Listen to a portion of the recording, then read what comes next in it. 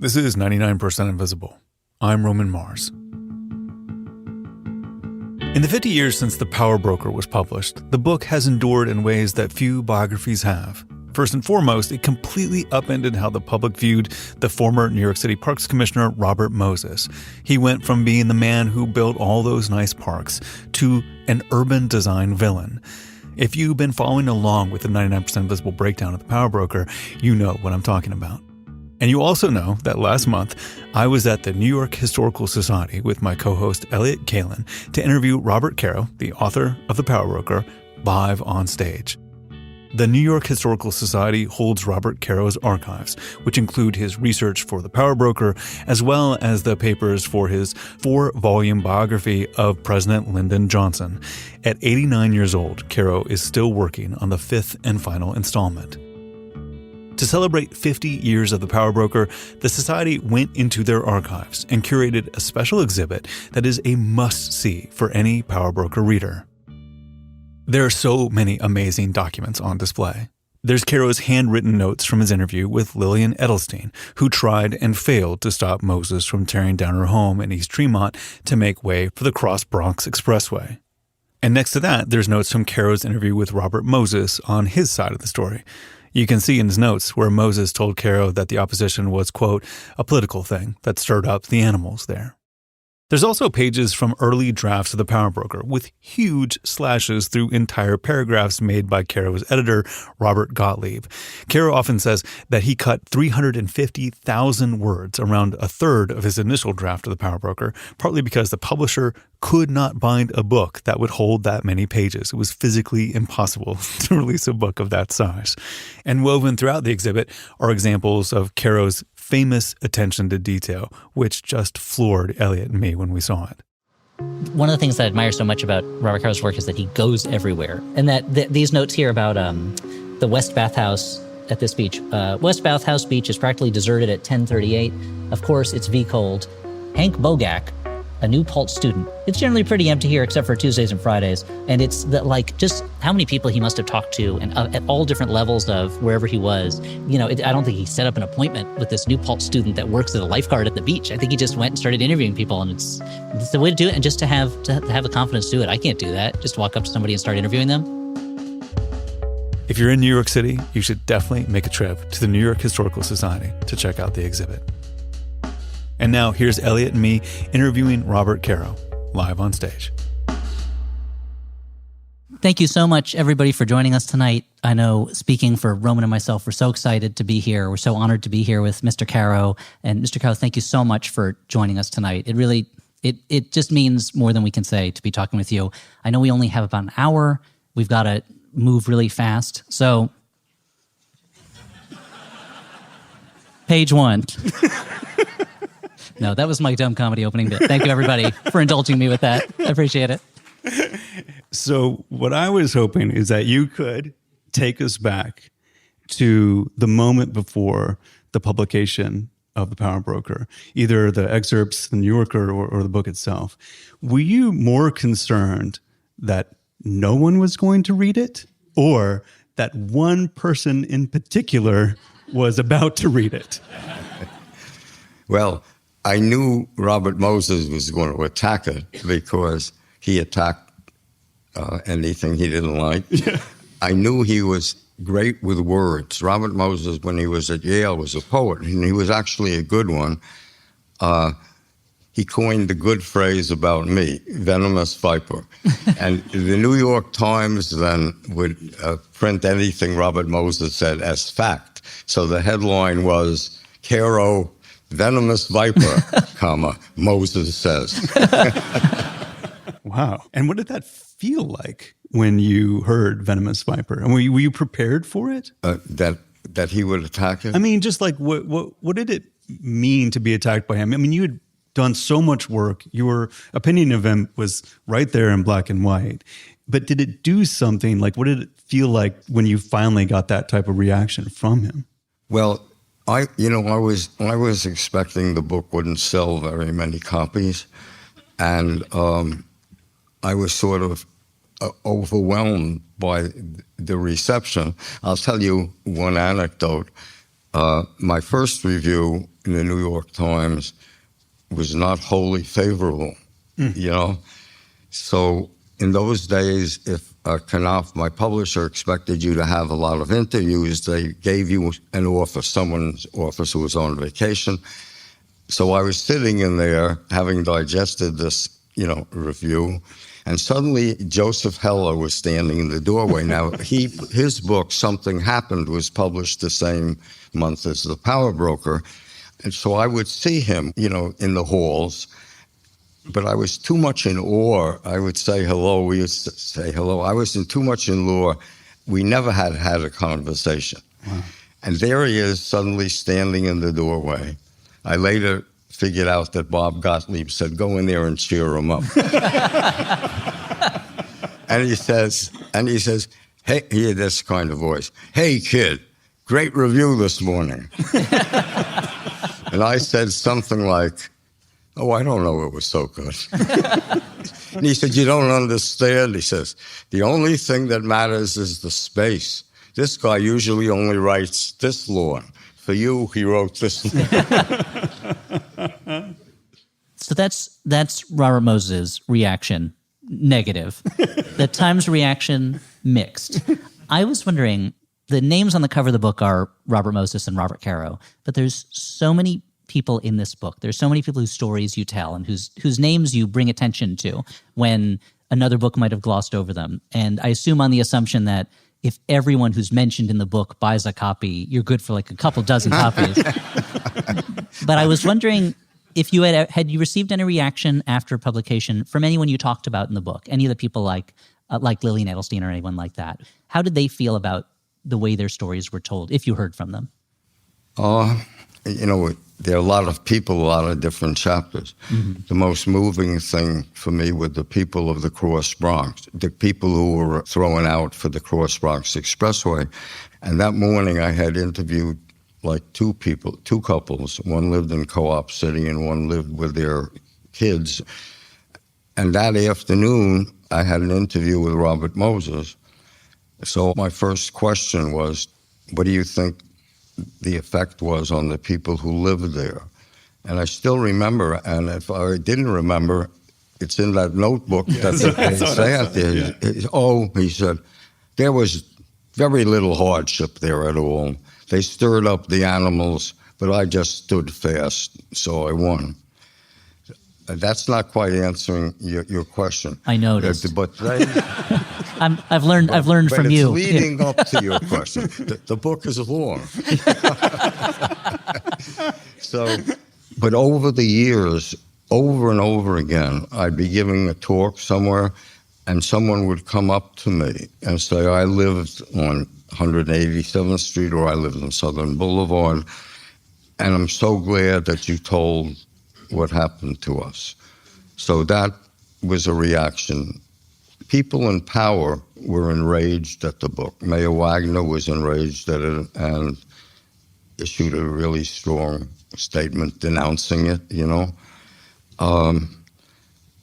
and you're not really used to that, to tell you the truth. And you keep wondering if you did something wrong, But it sort of faded away, I must say, rather quickly. And all of a sudden, people were talking about the Power Broker in their columns or in a way that was really made me feel good. Wonderful.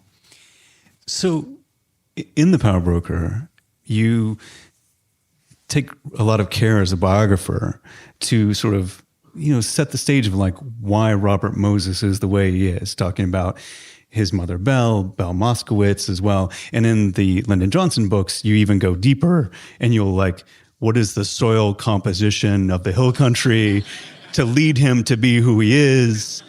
And I wonder, this part of you, this core of you that is so attuned to the people who have less power and so committed and driven to telling their story, where does that come from for you? Where did you get that impulse? Oh, no one's ever asked me that before. But I'll tell you, it started actually on Newsday when I was still working just nights.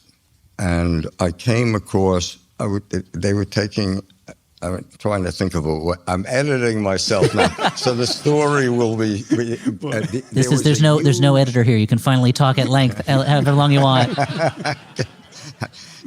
There was a huge thing going on where con men were selling retirement home sites in the Mojave Desert, aiming at the widows of patrolmen and the PBA and firemen. And for some reason, I had never done an investigative piece. For some reason, it struck me that something was wrong. And I remember I went to Alan Hathaway, who was this tough old managing editor, and I said, I'd like to go out to Arizona. I've never done anything like this before. And for some reason, he authorized me to spend time out. I went to the Mojave Desert, and there was nothing there. You know, there was where they had pictures of the beautiful country club and the swimming pool. There was nothing there. There was just a sign. This is Rio Rancho Estates or something.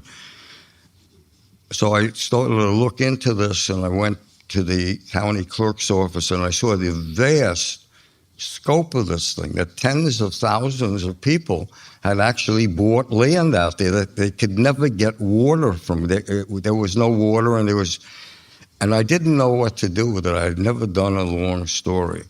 And I remember the next day I was driving around the desert, and I came to the top of a rise, and there below me was an old lady carrying 2 buckets of water. And it appeared to me she was carrying from nowhere to nowhere. When I drove over the next rise, I saw she had sort of a corrugated iron. She had built sort of a corrugated tin shack. And I looked at her as she was coming, and I suddenly said, you know, you don't have to explain everything to people. You just have to tell about her. And that worked, as it happened. And after that, I just always felt I was attracted to the people who were hurt. Mm-hmm. That's about all I can say. I mean, I think you feel it in the work. But I think it's one of the reasons why it endures, is that thing. Not just the story of Moses, but the story of all these other people. Thank you. This is going to seem like a non sequitur question after that very dramatic answer and question, but it's related in a way. Something that sticks out to me from that reporting series that you did is the picture you took where you are sitting at a table with a bottle of wine in the middle of nowhere for that Newsday article. And it's a very funny picture. And in The Power Broker, something that I feel like does not get talked about, but I guess maybe it stuck out to me because I'm a comedy writer by trade, is that there are times when it's a very funny book. There's a line in it that I love so much where you're quoting Moses as saying, traffic on the LIE will flow freely. And then you just write inappropriate adverb right afterwards. Or when you're talking, I forget which bridge or expressway it is that the press is saying this will solve traffic forever. And then there's a space. And then afterwards it just says, it solved it for about 2 weeks. And I wondered if while you were writing it, there were times when you were aware of how funny those lines are, and if it ever felt strange, or if there were times when you were like, this book's getting a little dry, I need to put a joke in somewhere, or if there's just something very New York about speaking that way and writing that way. I was wondering if comedy ever came into your mind while you're writing it, because there are very funny parts to the book. Well, I wouldn't say that was a funny line. I would say that's a line to hit hard. You know, in my writing, I do pay a lot of attention to first lines and last lines. Mm-hmm. Maybe Bob Gottlieb would say too much, you know. But it just sort of came naturally, actually, to me. It really feels like perhaps it's that your feeling for rhythm is so strong that you're tapping into that rhythm that maybe I'm reading it as a comedy rhythm, but it makes it such a lively book. It makes it such a living book that you have this feel for the rhythm of the words and those. There was on the episode that we just recorded, I think. The chapter, was it Rumors and Reports of Rumors, where you're saying, for so-and-so, it was garbage cans. For so-and-so, it was like your opening lines are so fantastic for each of those sections in that chapter. Did you find it was hard to come up with those opening lines, or did they come to you like a lightning bolt? No, hard.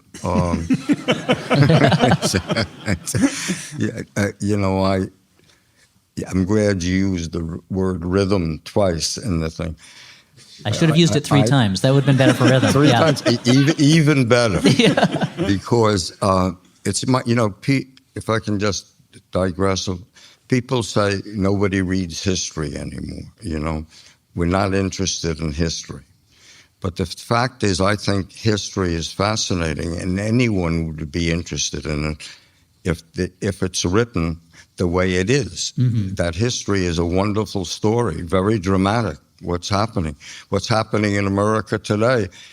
How much more dramatic can you be? It's like a horrible but fascinating movie. Mm-hmm. So I have always, for some reason, felt that the rhythm of the words was very important. I don't know that anybody agrees with me, but I think that more people would read history if history was written with more attention to the things that novelists, fiction writers, the rhythm of the sentences, the rhythm of words.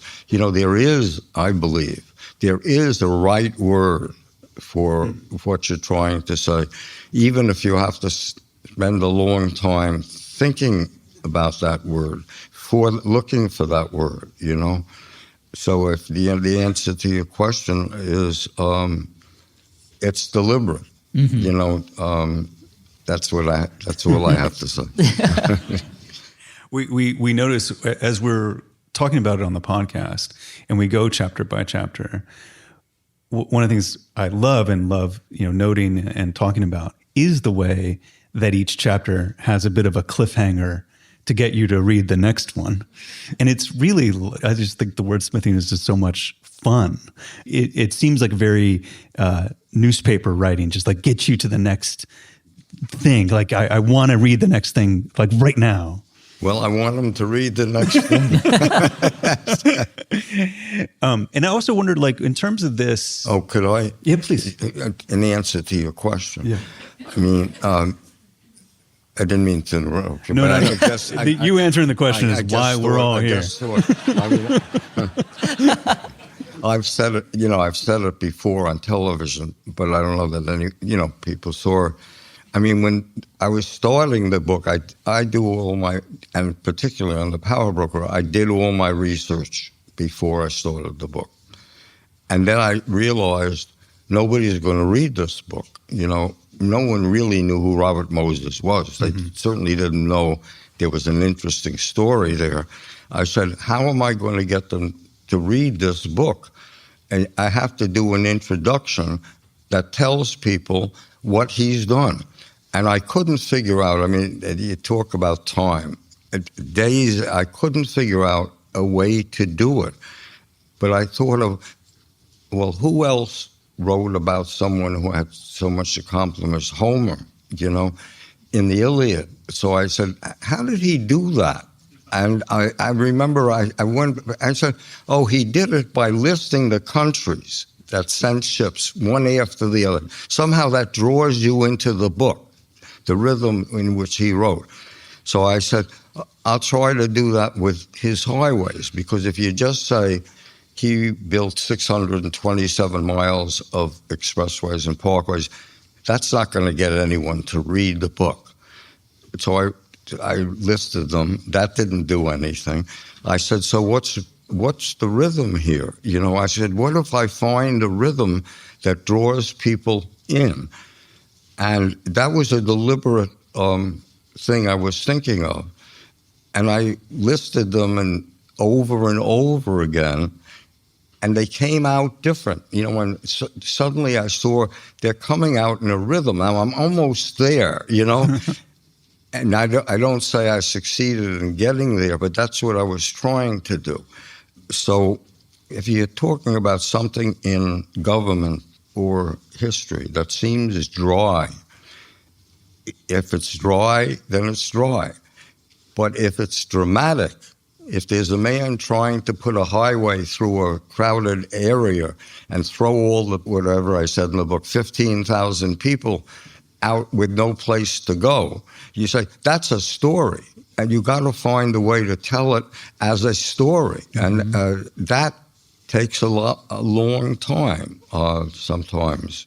The time, I mean, from the point of view of me, someone who did not have to do that work and just gets to read it, the time, it seems very well worth it because the book is so beautiful. And an indication of that, which I think we have not talked about on the podcast, is that I have a 10-year-old son, and there are nights when before he goes to bed, he asks me to read him a page or two of The Power Broker. And he particularly likes those lists in the introduction. And he'll ask me to read him those pages, the lists of the expressways and the bridges. And I think it's that rhythm, it captures him. And he doesn't know those places, and it's made it very hard to continue through the book at a pace that it's going to take a while to finish reading it, a page or two at a time to him at bedtime. But it's such I feel like there's no other work of history that I can think of that my 10-year-old is asking me to read to him at bed to get him into that. And it doesn't lull him to sleep. I have to stop because he's not sleeping and I have to leave the room. But it's that rhythm, I think, really captures him. Even just the sounds of those words are so beautiful, the way you put them together.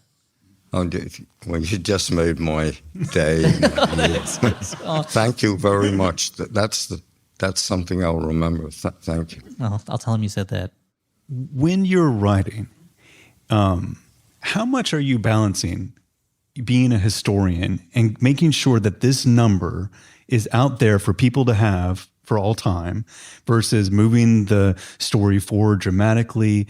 Talk about the difficulty of that, because that seems very hard. That's really hard. Sometimes you feel you're trapped by the facts. You know this is a dramatic scene. Like right now in the book I'm writing now.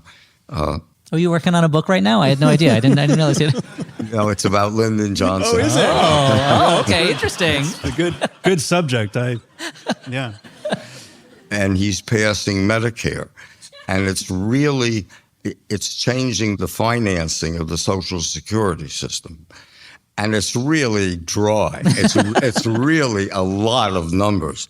But more than that, it's a very complicated fight is going on in the Ways and Means Committee because the chairman, Wilbur Mills of Arkansas, doesn't want Medicare.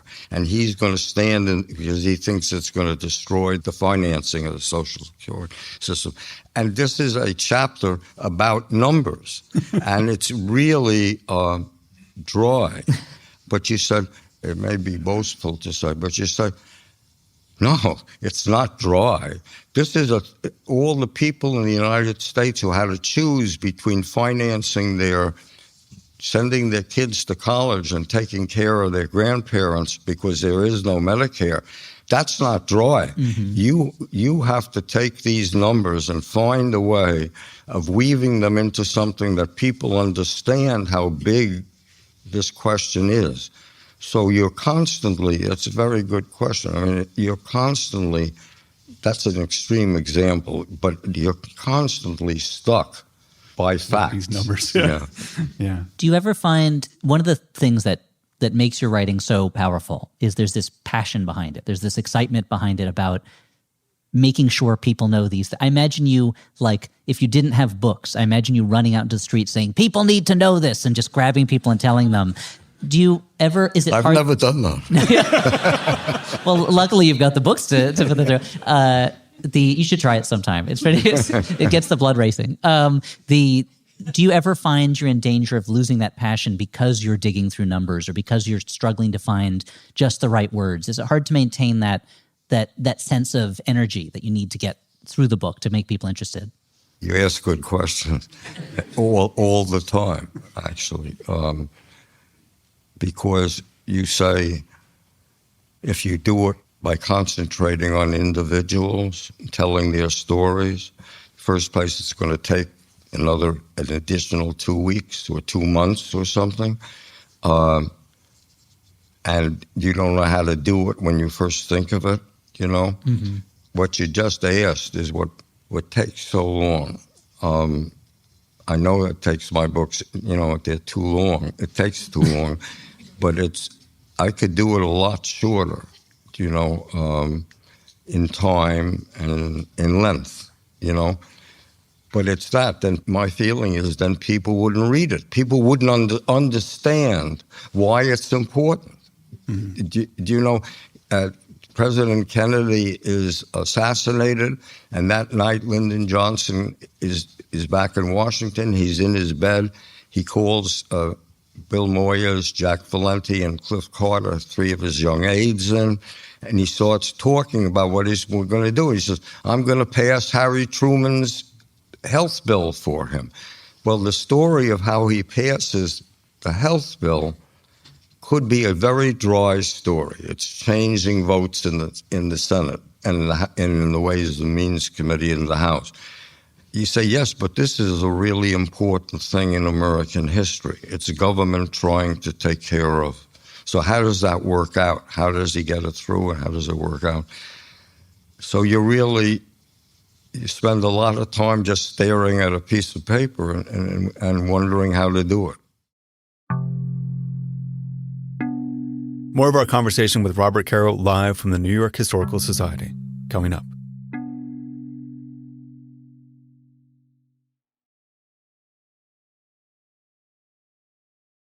So we have a few questions from the audience I wanted to sort of run past you. How do you hope future generations will use the Power Broker, and in particular your archive that's upstairs, your 20,000 linear feet of miles of archives? It's rare when an author's work is measured in linear feet. That's like what do you feel when someone's like going through that stuff that you probably meant for no one to read but yourself or Ina? Oh, great question.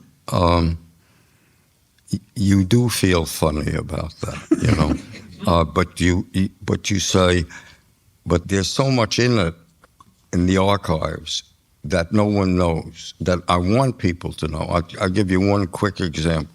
Al Smith was the governor of New York. Franklin Roosevelt, when he was president, said to Francis Perkins, Francis, 90% of everything we did in the New Deal, Al Smith did in New York. New York was first in welfare, first in all the things we think of today, helping people out. And it's all because of this guy, unlettered, had to drop out of school in the 5th grade, and was once called Tammany's leading henchman, says to the bosses of Tammany, I'm governor now, you have to free me, and gets all this passed. I learned about him because he raised Robert Moses to power, okay?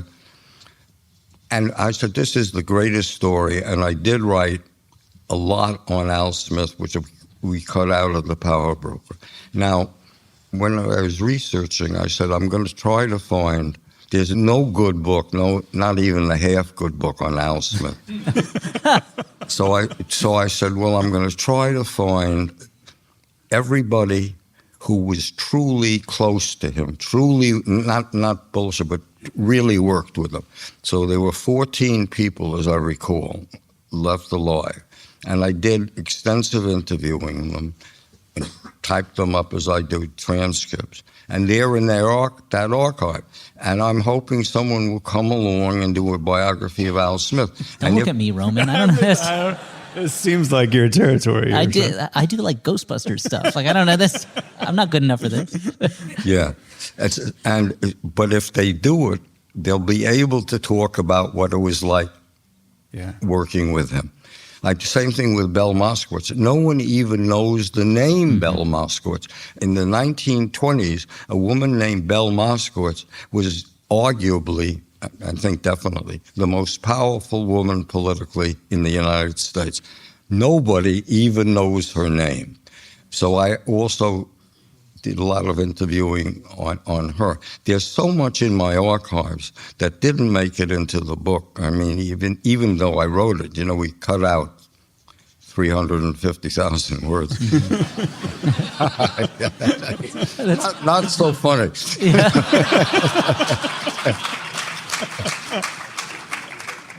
Yeah. But piggybacking off of that, Roman and I got to look at the Power Broker at 50 exhibit right before this. We were doing this event, and on the wall there's a napkin that you wrote a note on about the women of East Tremont went to see Fiddler on the Roof. And for me, it was two sacred things, the Power Broker and Fiddler on the Roof, in one document. And I found myself so kind of affected by seeing it, so overcome by it. And it made me think, this is a note that Mr. Caro jotted down that for his book. And this book that so many people have this very deep connection to, and they get very obsessed with it. It becomes very special to them, and they read the book, and it's all they want to talk about. And do you find that weird? Like, is that at all? Like, I'm asking for a friend. Do you think it's weird that people get so wrapped up in the Power Broker, in your work, but in the Power Broker especially? Does that ever feel strange to you? Well, what's your question? Basically, I guess the most basic way to boil it down is, do you think I'm weird for being for caring for taking this book and it feeling so special to me, someone who has only read it? I assume you're mostly thankful, but does it ever feel strange that it's become such a talisman for people? It just makes me feel so humble. The 50 years passed so fast, but I ride the number 1 train a lot, and Columbia students are on there. And apparently they teach the Power Broker in a couple of courses. So for 50 years, I've said to Ina, I saw the most wonderful thing today. Another kid was reading the Power Broker. And the other hand, the things that are cut out of it,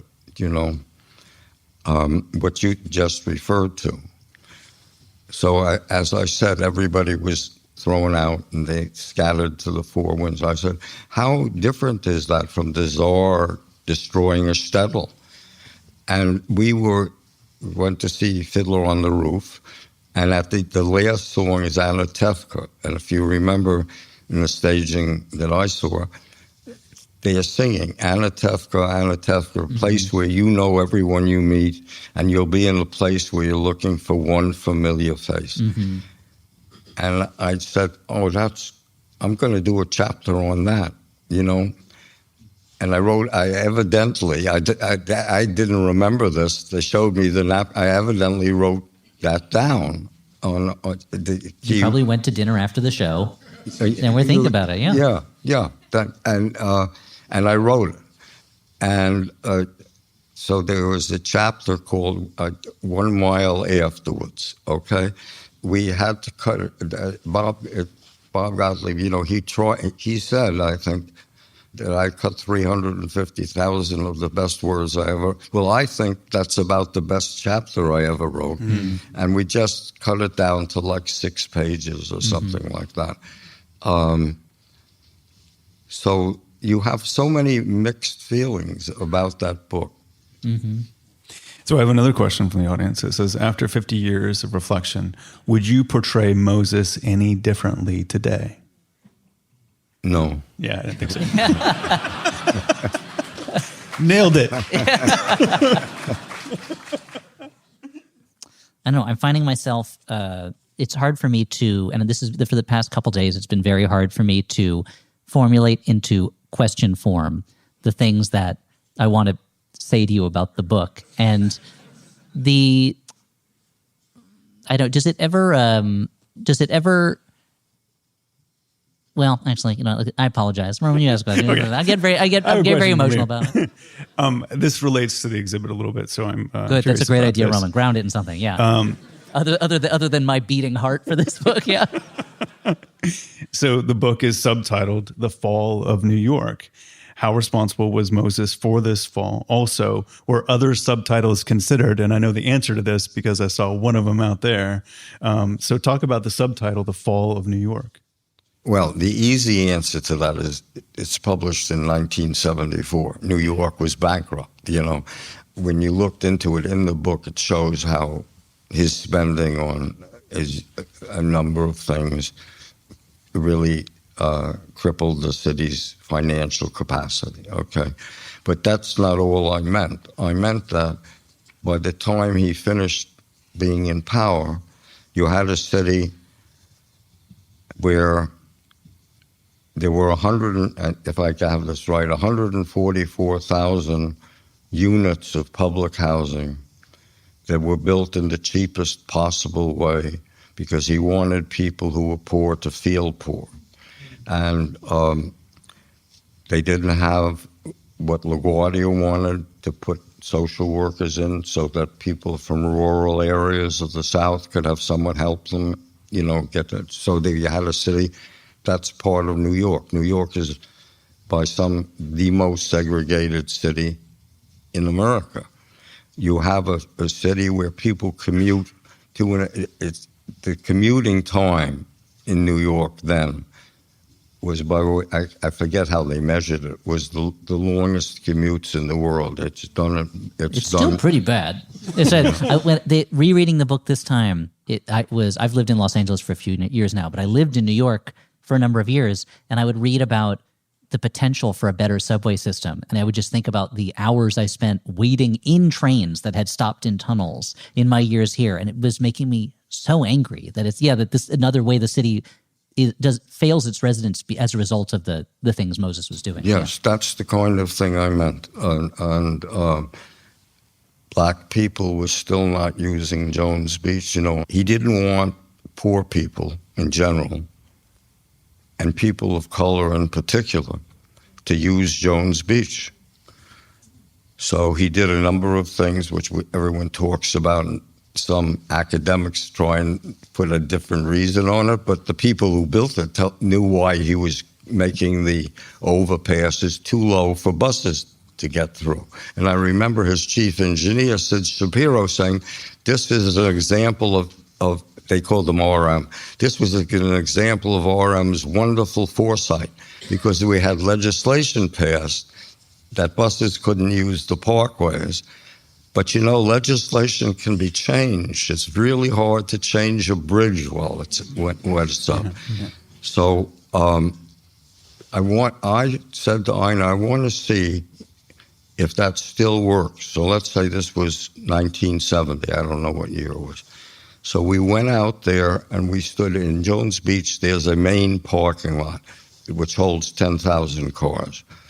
And everybody who parks there, you have to go through an overpass with 3 archways. So Ina and I stood there with 2 pads, and you did it like 4 lines and then across. If you go up to the second floor of this museum, there's the pad, and there's the entire page down to the bottom under whites. That's how many whites used it. There is, as I recall, 14 Latinos, and I think just 5 black people. So his stratagem worked. That's part of what I meant by the fall of New York. We had all this vast slums living in these housing projects built as cheaply as he could build them. We had an education system which he had, when he did the World's Fair, he said he would have, and the number kept going up, $20 million, $40 million, $80 million the fair would profit, and he'd turn it over to the education system. Well, as it happens, I was the reporter who found out the fair was bankrupt. So in a way, anyway, that kind of thing is what I meant. Yeah. Well, it's been such a delight talking with you. Thank you so much for the book. And when I think about this book, I know that maybe people see it as this 1,200-page book of this dastardly man, Robert Moses. But what I want people to understand, the pleasure of the book is spending 1,200 pages with this kind humanist who cares about this city and this country and this world in the form of you. And that's one of the things that it makes it so, I think that's one of the things that makes it endure for 50 years is your care that you give to the work and to all that you do. So thank you so much for everything. Please run the applause.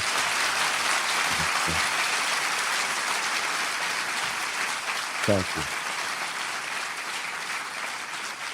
you.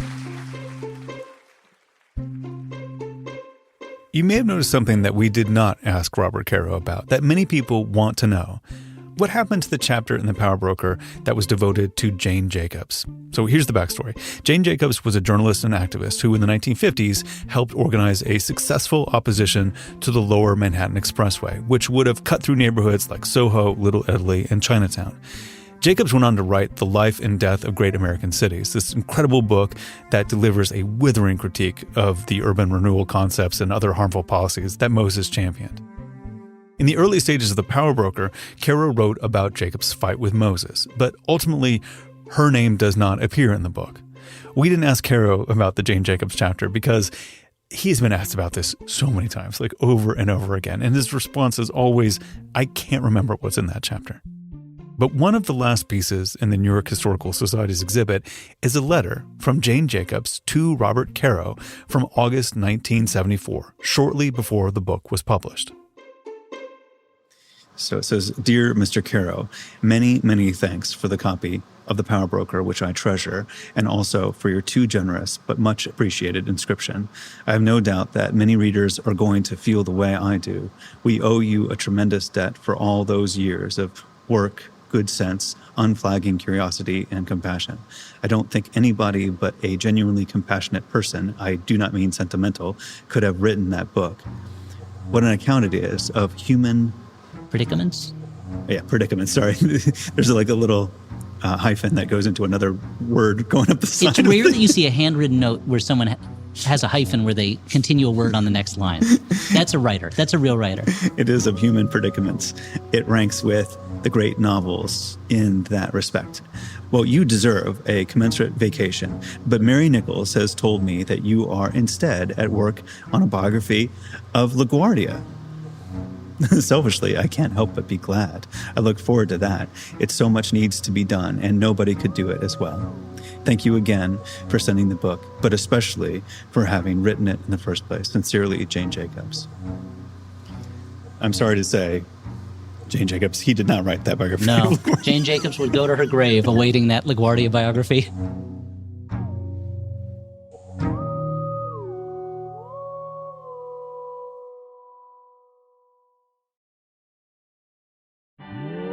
"99% Invisible" was produced this week by Isabel Angel, edited by Committee. Music by Swan Real, mixed by Martin Gonzalez. Special thanks to the folks at the New York Historical Society for making Elliot and my dreams come true. Kathy Tu is our executive producer. Kurt Kolstad is the digital director. Delaney Hall is our senior editor. Taylor Shedrick is our intern.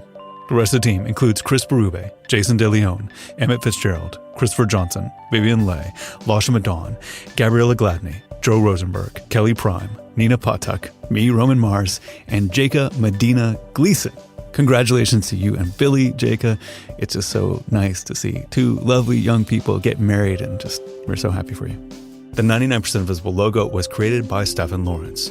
We are part of the Stitcher and SiriusXM podcast family, now headquartered 6 blocks north in the Pandora building in beautiful, uptown, Oakland, California. You can find the show on all the usual social media sites, as well as our own Discord server, where we have a fun time talking about The Power Broker. We talk about architecture, movies, and music, all kinds of good stuff. It's where I'm hanging out most of these days. You can find a link to that Discord server, every past episode of 99PI, and catch up with the Power Broker breakdown at 99pi.org.